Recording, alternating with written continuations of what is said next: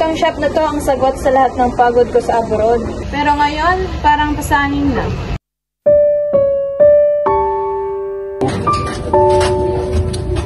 Ma'am, wala pa rin pong gas para sa delivery.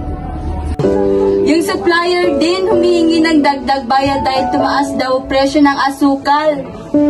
Ay, inflation na naman. Pati kuryente, triple ang bayad. Hindi ko na alam kung makakabayad ko tayo ng renta.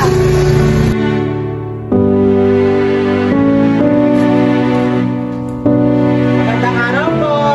Magandang araw po, Mamila! Ma'am, may bagong patakaran po ang munisipyo, ma'am!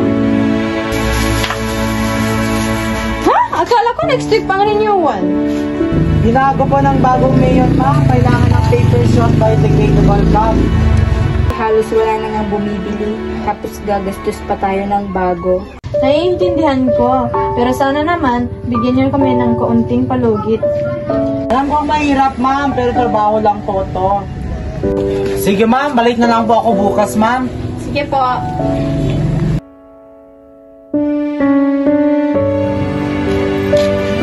Ate Mira, cookies and cream nga po. Half sugar lang, tipid mode ako ngayon.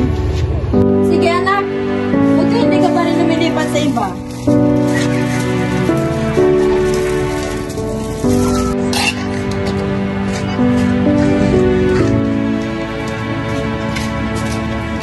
Dati araw-araw ako dito eh. Pero ngayon, tinitipid ko na baon ko. Mahirap na eh. Si Papa, nawala na ng trabaho sa pabrika. Alam mo Lara, ganito rin ako dati.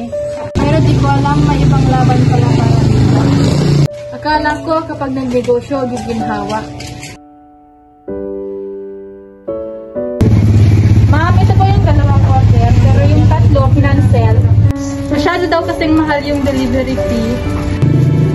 Lahat ngayon, puro online, pero halos kalahati napupunta sa app. Kung may sariling delivery tayo, baka mas okay pa. Ko nga sana Jun, pero wala tayong pambili ng motor. Kasi wala na rin sa savings ko.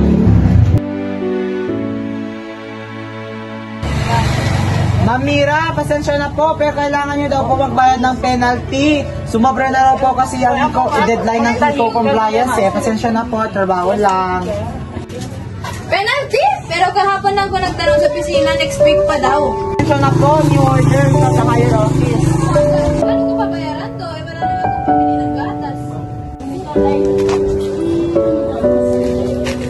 Mari, isara mo na. Baka may iba nang may-ari bukas. Sayang ma'am, dito ako natutong ng araw.